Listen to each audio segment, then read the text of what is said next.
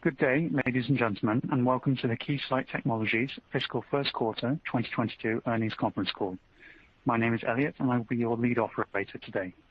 After the presentation, we will conduct a question and answer session. If you would like to ask a question, please press star followed by the number 1 on your telephone keypad. To withdraw your question, please press the pound sign. If at any time during the conference you need to reach an operator, please press the star followed by 0. Please note that this call is being recorded today, Thursday, February 17th, 2022, at 1:30 P.M. Pacific Time. I would now like to hand the conference over to Jason Kary, Vice President, Treasurer, and Investor Relations. Please go ahead, Mr. Kary. Thank you, and welcome everyone to Keysight's first quarter earnings conference call for fiscal year 2022. Joining me are Ron Nersesian, Keysight's Chairman, President, and CEO, and Neil Dougherty, our CFO. Joining us in the Q&A session will be Satish Dhanasekaran, Chief Operating Officer, and Mark Wallace, Senior Vice President of Global Sales. You can find the press release and information to supplement today's discussion on our website at investor.keysight.com. While there, please click on the link for quarterly reports under the Financial Information tab. There you will find an investor presentation along with Keysight segment results. Following this conference call, we will post a copy of the prepared remarks to the website. Today's comments by Ron and Neil will refer to non-GAAP financial measures. We will also make references to core growth, which excludes the impact of currency movements and acquisitions or divestitures completed within the last 12 months. You will find the most directly comparable GAAP financial metrics and reconciliations on our website. All comparisons are on a year-over-year basis unless otherwise noted. We will make forward-looking statements about the financial performance of the company on today's call. These statements are subject to risks and uncertainties and are only valid as of today. The company assumes no obligation to update them. Please review the company's recent SEC filings for a more complete picture of our risks and other factors. Lastly, I would note that management is scheduled to participate in upcoming investor conferences in March, hosted by Susquehanna, Morgan Stanley, and Credit Suisse. And now I will turn the call over to Ron. Thank you, Jason, and thank you all for joining us. Keysight delivered a strong start to the year.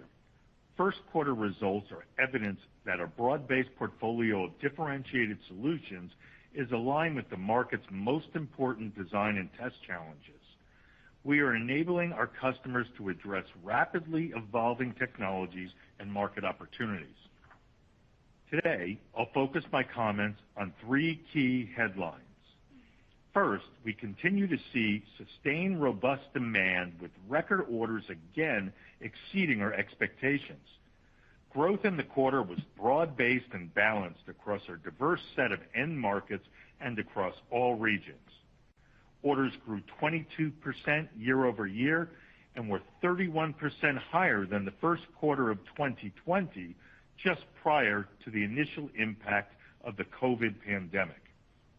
Second, record first quarter revenue and earnings per share exceeded the high end of our guidance despite ongoing supply constraints. Our results and exceptional execution by the Keysight team continue to demonstrate the durability and resilience of our business. And third, Keysight solutions are aligned with the long-term secular trends fueled by ongoing innovation across multiple markets. Our investments in growth initiatives and supply chain resiliency are paying off. We continue to expect to deliver 6 to 7% revenue growth for the year, and given the stronger than guided first quarter earnings, to achieve 12% earnings growth.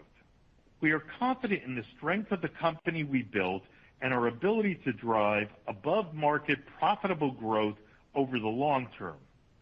Accordingly, with the recent equity market volatility, we capitalized on the opportunity to create value for shareholders by accelerating our share repurchases in the past 2 quarters. Now let's take a deeper look into our first quarter results.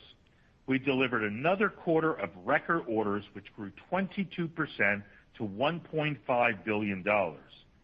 This outpaced record first quarter revenue, which grew 6% to $1.25 billion. We achieved gross margin of 66%, operating margin of 28%, and EPS of $1.65, all which were first quarter records. Although supply constraints continue to moderate revenue, Keysight's consistent execution and focus on growth initiatives across the 5G ecosystem, automotive, and software position us well to capitalize on a robust demand environment.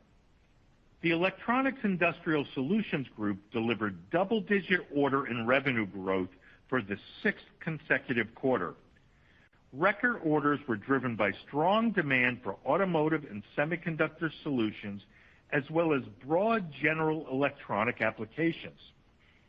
Our differentiated solutions position us well to win in the fast-expanding automotive market, where we achieved all-time record orders and record first quarter revenue. Orders grew well over 50% in the quarter and exceeded 50% growth over the past year. Manufacturing capacity continued to expand to meet pent-up demand, and the EV and AV technology investment accelerated. This happened particularly in Europe and China, where EV market share of total car sales in 2021 increased to 19% and 15% respectively. Demand remains strong from leading manufacturers for both EV and AV production test solutions, power semiconductors, automotive electronics, and RF and millimeter wave wireless test. Keysight continues to engage with global industry leaders such as BMW, Sony Semiconductor Solutions, and Provencia to enable next-generation technologies across the automotive R&D and production workflows. Strong demand for our semiconductor solutions drove double-digit order and revenue growth and resulted in record orders and record first quarter revenue. Investments remain high in advanced semiconductor technologies and capacity expansion to serve a broad set of applications, including silicon-rich smartphones, high-performance computing, IoT, and autos. In general electronics, we achieved record orders with double-digit growth across all regions, driven by investment in manufacturing and device development for consumer and industrial IoT, digital health, connectivity, and remote monitoring. Turning to the Communication Solutions Group, we delivered record first quarter orders and revenue with double-digit order growth across all regions. Commercial communications orders achieved the second highest quarter on record, with double-digit order and revenue growth in the Americas and Europe. We see continued strength in 400G and 800G Ethernet solutions for enterprise and service provider customers, as well as increasing demand for terabit communication solutions. Driven by the ongoing investment in data center and cloud applications, orders for Keysight's differentiated high-performance real-time oscilloscopes grew triple digits this quarter. Keysight's leadership in 5G Release 16 applications, broad test case coverage, and our strategic role in O-RAN are enabling our expansion across the broad communications ecosystem. Our 5G customer base is growing as deployments begin to scale, and we are enabling disruptive technologies with key industry players, such as Qualcomm to demonstrate 3.5 gigabit uplink data throughput, Tsinghua Telecom in Taiwan to accelerate verification of O-RAN connectivity, KT Corporation in South Korea to verify advanced 5G new radio features, and LG Electronics to demonstrate 6G radio frequencies. Investments remain strong in 5G wireless R&D and manufacturing, as well as networking, as market expansion transitions to devices, network equipment, and the aerospace defense vertical.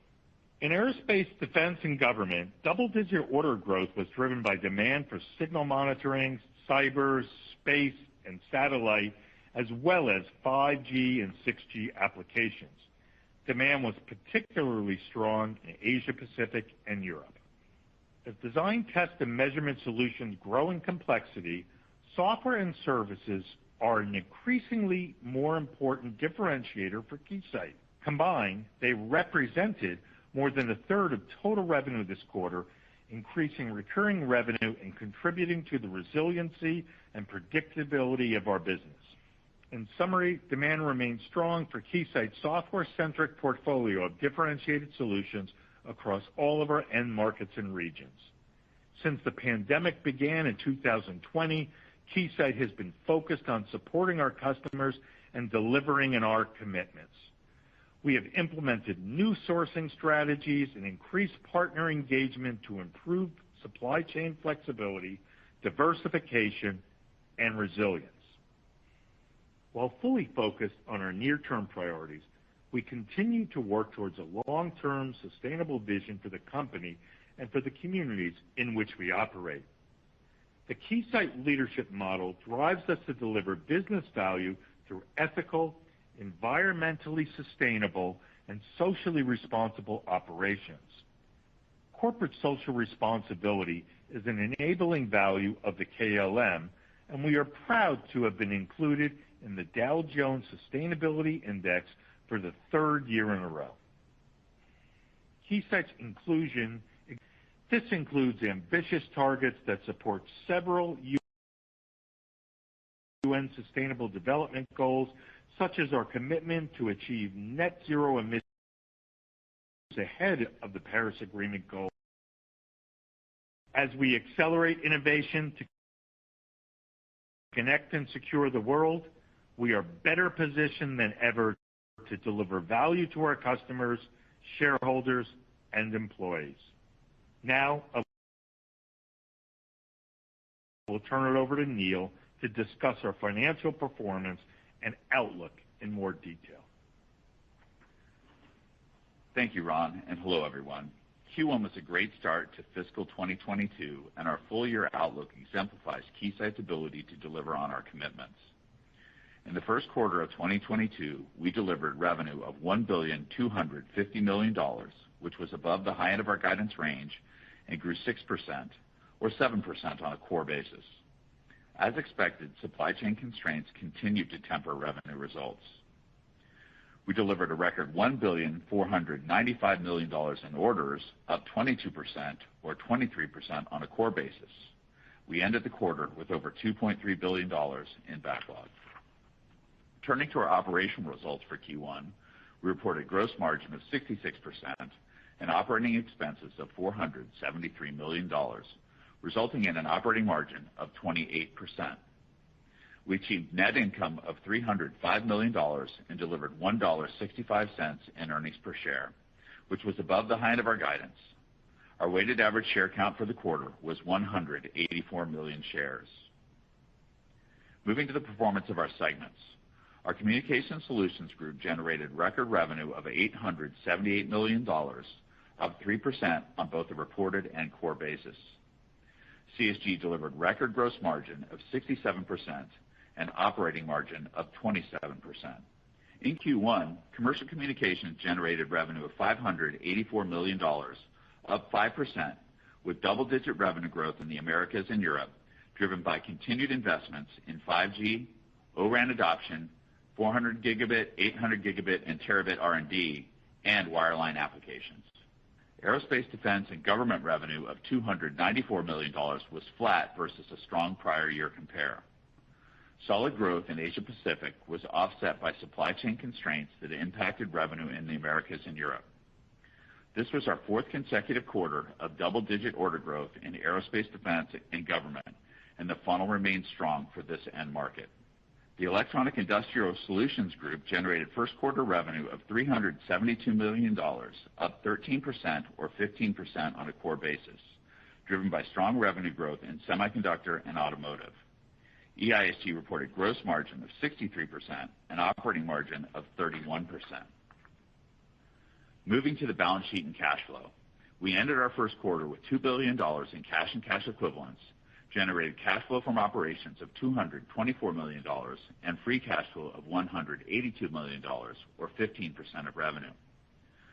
Under the new share repurchase authorization announced in November of last year, we acquired 1.13 million shares in the quarter at an average price of $182.19 for a total consideration of $206 million. Now turning to our outlook and guidance. Demand remains strong for Keysight solutions. However, supply constraints continue to moderate shipments. We expect second quarter 2022 revenue to be in the range of $1,290 million to $1,310 million, and Q2 earnings per share to be in the range of $1.63 to $1.69, based on a weighted diluted share count of approximately 183 million shares. Assuming a loosening of the supply situation in the second half, we continue to expect full-year revenue growth to be in the range of 6 to 7%, while delivering 12% earnings growth. The raised EPS growth expectation reflects our higher-than-expected Q1 earnings. In closing, the demand environment remains strong across our end markets and regions. With a record backlog position and a strong track record of operational excellence, we are confident in our ability to meet our customer commitments and continue to deliver profitable, above-market growth going forward. With that, I will now turn it back to Jason for the Q&A. Thank you, Neil. Elliot, will you please go ahead and give the instructions for the Q&A? Ladies and gentlemen, if you would like to ask a question, please press star followed by the number 1 on your telephone keypad. We ask that you please limit yourself to one question. To withdraw your question, please press the pound sign. Please hold while we compile the Q&A roster. And the first question comes from the line of Tim Long from Barclays. Your line is open. Thank you. I was hoping you could talk a little bit more about the 5G end market, maybe as it cuts across your businesses. Can you talk about kind of the revenue order momentum there, and maybe touch on some of the newer areas? I think you mentioned O-RAN, but can you talk O-RAN, private networks, millimeter wave, some of the newer areas that are contributing to growth there? Thank you. Hi. Tim, this is Satish. We have another strong quarter in our commercial communications business, driven by 5G and all the wireline evolutions. Specific to 5G, I think as I've stated before, we see near-term and medium-term catalysts that remain intact. If you look at it more near-term, I would say the ongoing global deployments that are scaling continue to drive demand in both R&D and manufacturing offerings.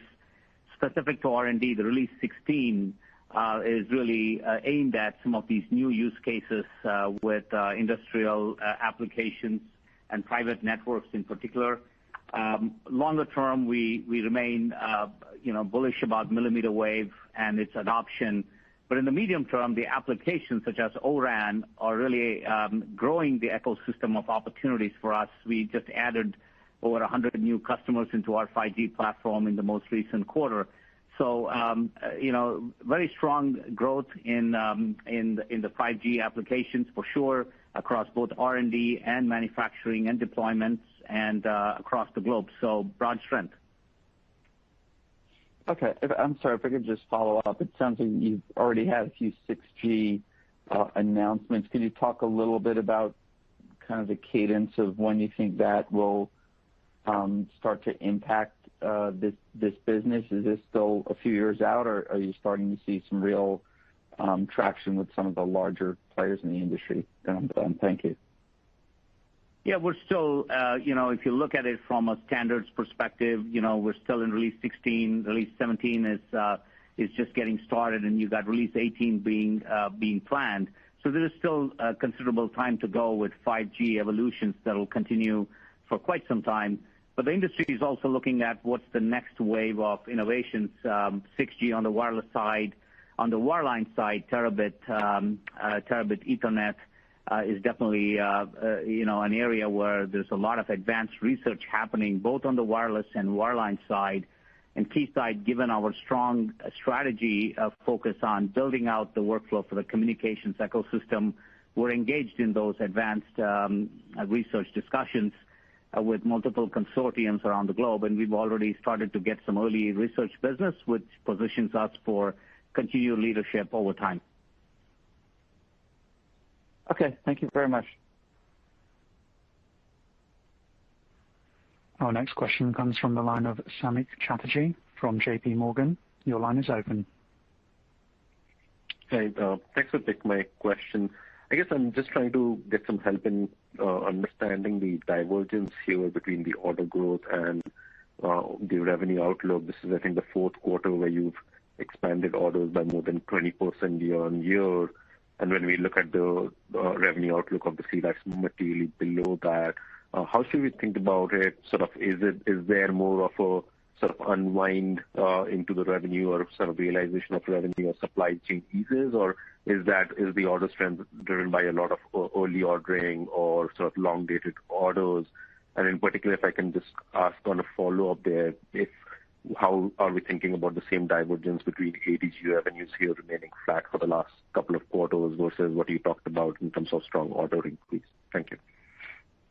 Yeah. So this is Neil. So I think first of all, I would say that the order growth we believe is indicative of the the very strong demand environment we're seeing across a wide range of end markets, right? Within EISG, the semi and auto market's very strong. The surge in manufacturing driving strength in general electronics. In the communication side, we're seeing great strength in 5G, as Satish just talked about, but also 400 gigabit, 800 gigabit on the networking side as well. And so very strong demand, and I think that's reflected in the order strength and in the growth you're seeing in orders. On the revenue side, obviously we continue to work through significant supply chain challenges. Our revenue is significantly constrained by the supply environment, and we're working through that. We have said on prior calls that we have seen lead times to our customers extend by about a month, and that month extension has really happened over the course of the last 2 years, really from the onset of COVID back in the spring of 2020. And I think the good news is that our customers have responded to that and are placing orders with Keysight a bit earlier so that they can still get product delivery on a timeline that meets their needs. And I think we're doing a good job getting product into the hands of our customers on those timelines. I think as you turn the lens forward, what you're going to see as the supply chain situation starts to improve, and we hope to see that beginning in the second half, but certainly we expect to see some supply chain constraints through 2023, that our lead times will slowly start to migrate back in over a number of quarters, and similarly our customers will once again readjust their ordering patterns to again align them with their own need for delivery. Why don't I turn it back to Mark for some more comments on the demand side? Yeah, thanks, Neil. I think you covered it well. I just would add that reiterating that demand remains strong. It was very strong in Q1, very broad. We saw some earlier orders placed in distribution as an example where the channel inventories are low because of the demand that we've seen there, so that's to be expected. We also saw some earlier orders from semiconductor, which is typical. They have longer term horizons, and we work with them in that fashion. But the headline is our strong double-digit order growth. It was not an outcome of advanced purchases. And on the plus side, as Neil mentioned, we are now working with customers much earlier than we may have done in the past. We've always had deep relationships, but the outcome is we're getting better visibility to their forecast and their forward-looking plans, which I think will sustain for the long term. Thank you. Our next question comes from the line of Meta Marshall from Morgan Stanley. Your line is open. Great, thanks. Maybe following up on Samik's question, just in terms of supply chain, would you say that conditions largely stayed the same in fiscal Q1 over fiscal Q4, or was there any kind of material tightening that you saw kind of in any of the categories? Just trying to get a sense of whether it remains constrained or whether you started to see some improvement or worsening. And then maybe second question, obviously we've seen some valuation re-rating on the software side of stocks, and so just wondering if anything becomes more attractive from an M&A environment just as some of these valuations reset. Thank you. Yeah, so this is Neil again. So first of all, with regard to the supply chain situation, I think it's safe to say that we didn't see things materially get better within the quarter. I don't think they got worse. I would call it largely the same. I think we continue to look forward to some relaxation in the second half, and that's still our expectation. But we did not see any acceleration or early signs that that's happening. It's still our expectation, but largely unchanged within the quarter on the supply chain side. And Meta, this is Ron.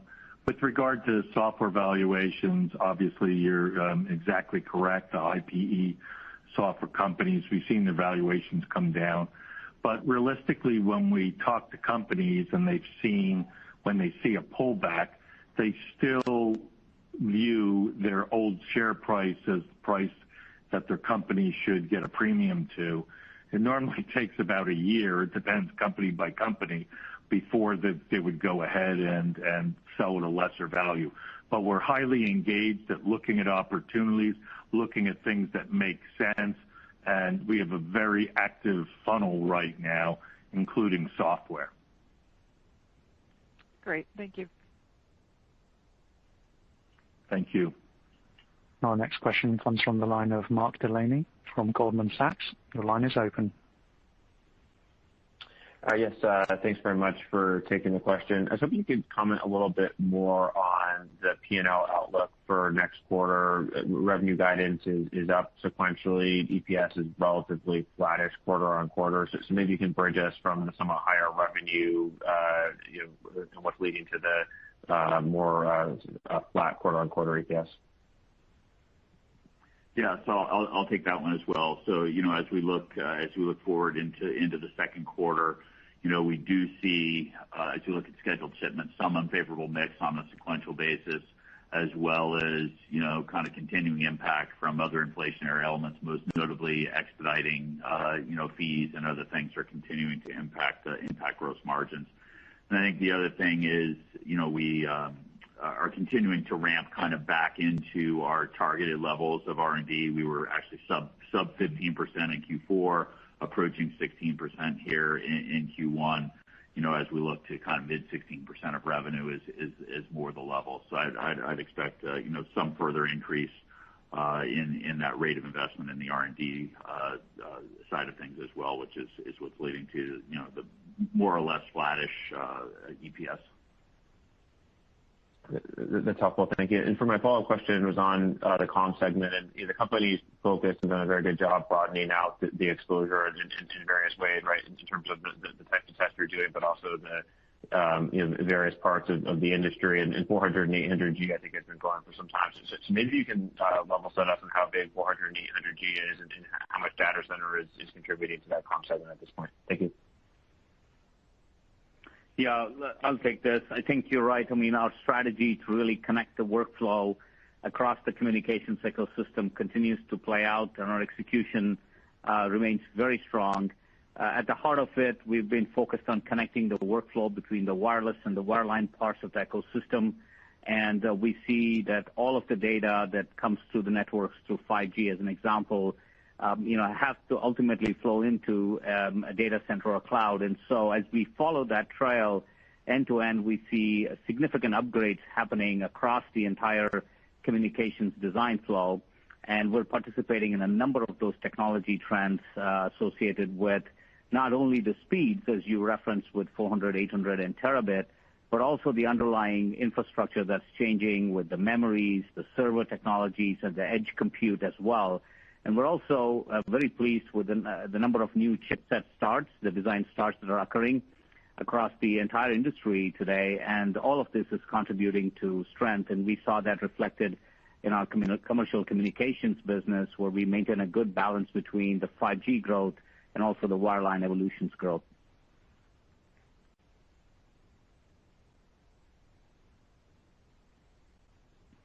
Our next question comes from the line of Jim Suva from Citigroup. Your line is open. Thank you, and congratulations. I just have one question. There's been a lot of news about, new building of semiconductor equipment factories and a lot more of like automobiles being more electronics. Given the large, long supply chain, I'm just kind of curious, are those big orders already coming into your company, or since they have to pour concrete and walls, would those be much more long dated and not even in your orders at this point? Because it seems like those are long-term, multi-year projects that will actually extend much more beyond the typical horizon, where people may think that we're kind of at the peak of orders right now, which I potentially could disagree with. Yeah. Hi, Jim. This is Mark. I'll take that. And you're exactly right. The strengths that we're seeing today and have been seeing for the last many quarters is around new process technology development and mature technology scaling. But what you're referring to is the global expansion of new fabs in North America, in the United States, in parts of Asia, and across Europe. These are multi-year, multi-billion-dollar investments that the semiconductor leaders are making, and the vast majority of those investments are well in front of us. I just remind everybody. Thank you. And let me just remind everybody of our order acceptance policy. We generally don't put an order on the books unless it's shippable within a 6-month period of time.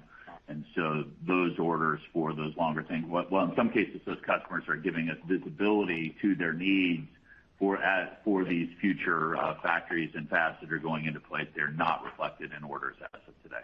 Yeah, I'll just follow up just to emphasize that we are talking to all of these semiconductor players, and we are working through the planning and preparation for the future. But as Neil said, what we book today is really based on demand that we can see going out 6 months. Thank you so much for the details. That's appreciated. Thanks, Jim. Our next question comes from the line of Chris Snyder from UBS.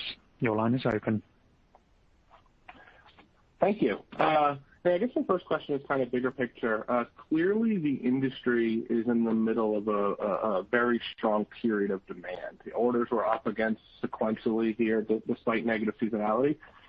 So I guess my question is, kind of what pushes the industry back down towards that, normalized 3 to 5% growth that Keysight has called out in the past? And is it fair to think that the industry, kind of collectively can achieve outsized growth until 5G peaks?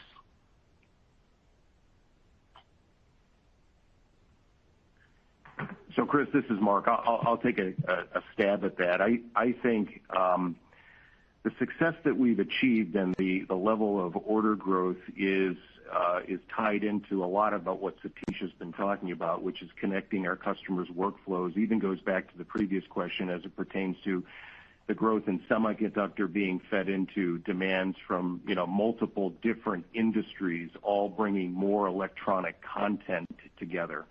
So that has this compounding effect. I certainly think that as we get to the maturity with some of these technologies, the capacities will reach certain levels, so we can see some of that begin to the growth begin to turn more to more long-term models that we've been seeing. But as we do so, we look forward to the next generation, and as also we mentioned earlier, the early research that's occurring around 6G and the participation that we have, given our leadership position in the market, gives us opportunities to continue to drive this high secular growth that we've been delivering for several quarters. And Chris, the 3 to 5% that you're talking about, that was for the market. We have clearly done a pretty good job of growing faster than the market quarter after quarter, and we intend to do so going forward. But look at the convergence in semiconductors and how more and more functions are being integrated into semiconductors and everything, whether you're talking about IoT or any of the other apps that we talk about, that demand we're going to see for a long period of time. Look at automotive. We're not talking about things that will grow for a year or two, even though we talked about 19% and 15% of the total market being effectively EV in Europe and Asia. I mean, that's going to go up close to 100%. And then we have the Americas too, which is behind. 5G has a ton of runway, and then following that, where we're starting to see early investments and talking, is 6G that will follow it. On top of that, you put quantum. So the use of high-performance electronics is not rolling over, and we don't see that at all in any shorter, medium-term situation. And whatever the market growth rate in Keysight's aspirations, goals, and results have always been to outgrow the market. Yeah, no, I appreciate that. It just feels like so many of the drivers here are secular. That's what I was trying to kind of figure out, what pushes this back down to mid-single-digit growth. And you kind of touched on my follow-up. The company has significantly outgrew the market and taken a lot of share, ever really since you spun out, but it feels like it's kind of accelerated here. Is there anything that could cause that to compress? If we were at 65, 70% share, you could say, oh, will it start to flatten out? We're at roughly 25% market share in total. We have so much headroom. I mean, the market's 4x the size of Keysight, and we're gaining share. We're investing as much as that's needed. We're investing more than anyone else in the industry. We're investing earlier in the cycles for new developments, and we have the credibility with these players to be the chosen partner. And now that we've expanded beyond hardware to software and services, we provide complete solutions which makes our customers' lives easier. And we help them accelerate their innovation timelines. So I'm very bullish on this, and I know the whole team is also. If I just call it really quickly on that last point, like, has the industry has accelerated towards software? Do you think that has been a driver of maybe accelerated share gains for Keysight, just given your capacity to invest in whether it's organic or M&A relative to a lot of your smaller competitors? No, I think there is opportunity for us to grow software. And we are, and we've seen that since we launched the company, more than double that business, and there's a lot more headroom there. But we see it in a lot of the technologies that are also down in the physical layer, where you need both. You need the ability to acquire the signal in a very high fidelity way at very, very high performance when we're talking millimeter wave and up to terabit. Plus, you need the analysis capability that's in firmware and in software. And these are complex problems. You need service and support from people that are qualified to put this all together. And Keysight has all of that. And that's been a real advantage for us. And we continue to see that as we continue to expand our investments and our programs in each of these areas. Appreciate all that. Thank you for the time. Thank you. Our next question comes from the line of Matt Niknam from Deutsche Bank. Your line is open. Hey, thank you for taking the question. Just two, if I could. First, on the U.S., maybe if you can talk about what drove the sequential downtick in U.S. Or America's revenue this quarter. I think you'd called out the softness in aerospace defense. Just curious if that was more tied to supply chain or more demand related. And then within CSG, gross margins are actually improved about 120 bps sequentially, even though revenues actually were down sequentially. And I think last quarter you had messaged some initial expectations that there would be more of a negative mix shift in this fiscal quarter. So I'm just wondering maybe what drove some of the outperformance there. Thanks. Yeah, thanks, Matt. I think if you really want to figure out what's going on in the marketplace, orders is the best indicator. And I know some companies don't report orders with as much detail, but we want to give you as much insight as we can. So if you look at the revenue numbers which drive sales, it may not be commensurate with what's going on in the market. In the Americas, for instance, we were up 23%. Now, if perchance, because we're not shipping everything and we're building backlog, which is in an incredible position at almost $2.4 billion, that just means we're going to produce a lot more profit later when we clear that out. But the market performance is very strong, and as we continue to improve the supply chain, you'll see the revenue get a chance to work that backlog out over time. Yeah, with regards to the gross margin, you're right. We had a higher software mix this quarter as we continue to progress our strategy of software-centric solutions.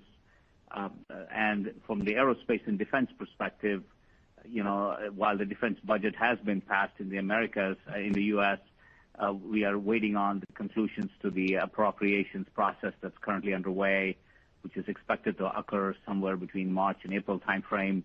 That should allow for increased program spend for the rest of the year and the following year. But if you look at just the aerospace and defense order growth, to the point that Ron made, continues to go strongly, and our multi-year programs remain intact. That's great. Thank you both. You're welcome.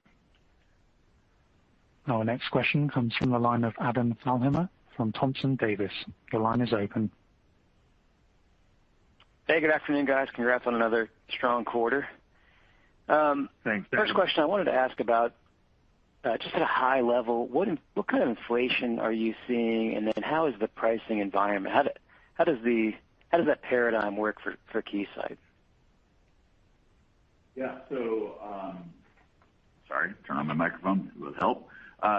We are seeing, inflation across a number of different areas within the supply chain, or within the cost structure. I think, as we noted last quarter, certainly labor is one of those. We had our largest salary increase cycle in the fall in our 7-year history as an independent company. Certainly, in certain aspects of the supply chain, we are seeing, various levels of price increases. Freight and logistics, clearly an area where we're seeing costs go up. Even those companies that maybe aren't raising prices as aggressively are sometimes paying or charging for expedited shipments or to get your spot in line. And so, we're seeing it in a number of different places. And I think, as far as our own pricing, I think we're constantly trying to balance our competitive situation with what we're seeing on the cost side, and working to maintain margins as much as possible. And I think we've done a good job of doing that so far, and would expect to going forward. But net, if you take a look at this, when we launched the company, we were at roughly 56% gross margin, and now we're talking 66% from software, from our hardware differentiation, from leadership positions in 5G, which gives us the opportunity to do a little bit of value pricing, and we're going to continue to work to drive that higher.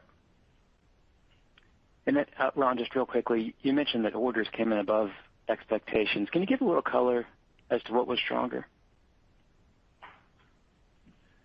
Yeah, Adam, this is Mark. The strengths, as we said before, are really broad-based. All regions were double-digit order growth. 2 of the 3 regions were record high. We saw double-digit order growth across all of the end segments as well.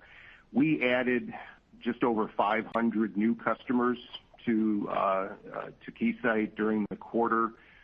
We've done that every quarter, adding hundreds of new customers across all the different end markets around all the geographies. That's really important to us. That helps us diversify our business and grow our base. And our business to the base is up very strong double digits as well. So we are really working hard, as I mentioned before, to align our plans with our market-leading customers, where we've done very well. And we're also adding new customers and growing the long tail of small and medium-sized businesses as well. So very, very broad strengths around all the regions and all the end segments. Okay, good color. Thanks, Mark. You're welcome. Our next question comes from the line of David Ridley-Lane from Bank of America. Your line is open. Thank you. As supply chain issues ease, how much of a margin benefit could there be? I imagine in addition to the higher freight costs and so on you're carrying now, there's also some manufacturing inefficiencies just related to the component shortages. It's not obvious to me that there's going to be a margin benefit other than volume that comes from, a relaxation of the supply chain environment. I think our factories are continuing to run pretty efficiently. I think we'll need to take a wait and see approach, but it's not obvious to me that there's going to be a big margin benefit other than the benefits of volume. Got it. And are there any data points you can give us around sort of the internal initiatives you've got, new sourcing partners, other things that you're doing to remove sort of these supply chain bottlenecks? And just to check, it doesn't sound like Omicron had much of an impact to you incrementally in the quarter. Yeah, so no incremental impact. Obviously, the constraints in the supply chain are broad, and I think you're hearing this across multiple industries as well, and we feel it. But with regard to the actions that we're taking to maximize, those include internal value engineering activities to find multiple sources for products, looking for alternate sourcing from the open markets. We have strong collaborations with a number of our strategic silicon or semiconductor suppliers and our customers too. So when we look at the end markets demand for Keysight products around 5G, automotive, and semiconductor, we have strong engagements with customers and our supply chain so that we're able to coordinate this. And at this point, as Neil mentioned earlier, that we're able to meet our customers' needs a very high percentage of the time. So we're very confident in our ability to process this backlog and convert it into revenue in future quarters. And pending upside from any improvement in the supply chain, we could further accelerate. Thank you very much. Our final question comes from the line of Rob Mason from Baird. Your line is open. Yes, good evening. I just wanted to ask about the automotive market. Number of comments around how strong that has been for you and the long runway that exists there. The question is, how do you view that market's growth rate, over the next few years? And then, since it is the EV and the ADAS elements of that market are newer for test and measurement, high-end test and measure, I'm curious how you think about your mix evolving into that market between R&D and production tests or manufacturing tests. Yeah, so I'd say that when we look at the automotive market, as Ron referenced in his script, that we see a real inflection in adoption of EV and then a subsequent, simultaneous adoption for AV as well, really driving the needs of the automotive market. At the simplistic level, we see the number of new lab activities that are starting in R&D across the globe, where automotive customers traditionally outsourced a lot of the, R&D work, but they're now starting to build new facilities for research and development. Hiring of electrical engineering talent, hiring of software talent is increasing, and that's really reflected in our R&D business that continues to grow strongly. And we see this continuing to be a secular growth driver for us. With regard to the manufacturing expansion, as you saw the number of EV starts increase, our manufacturing business in this market also continues to grow. So at this point, I would say, the opportunities for us for Keysight is to expand with the number of new lab starts as the hiring of electrical engineers grows in the automotive market will continue to grow. But we also have the opportunity to increase our solutions content in this play. And, some of the acquisitions that we have made enables us to play strongly into the battery test and charging arena. And so we're positioning ourselves there, along with the CV2X stack that we've invested in with our 5G portfolio that allows us to get into this marketplace. In the most recent quarter, we've basically announced at CES the radar scene emulator solution, which has again got a lot of active interest from our customers. So automotive continues to be the area of investment for us, and it's really hard to predict the growth rate, but we're quite pleased with the very strong results we're seeing so far. I'll just hand it off to Mark to make some comments on the funnel. Yeah, I was going to mention the radar scene emulator. You got that, Satish. The funnel is very strong. It's growing. We're seeing a lot of customers look out to Keysight for both EV and AV expertise. You think about all of the changes that are occurring within the customer base, as well as the new entrants coming in, dealing with millimeter wave, dealing with high-powered semiconductors, charging infrastructure, all this stuff that we are providing leading solutions to. So that funnel is growing substantially. The other indicator that I think is very positive is the adoption of our services, which again is another indicator that customers are looking for help in innovating and getting these tough jobs done. So we're attaching a lot more services to our solutions, especially in the EV and the AV space. Perfect. That's very helpful. Thank you. Thank you, Rob. That concludes our question and answer session for today. I would now like to turn the conference back to Jason Kary for any closing comments. Thanks, Elliot. I'll turn it over to Ron to wrap us up for today. Thank you for joining. Thank you, everyone, for joining us today. As you can probably tell, we are very pleased with what our team has done to produce consistently excellent results. But I would also love to add that we are very optimistic for Keysight, not only in the short term, but with the position that we are in for long-term shareholder value creation. Thank you very much, and have a great day. This concludes our conference call. You may now disconnect.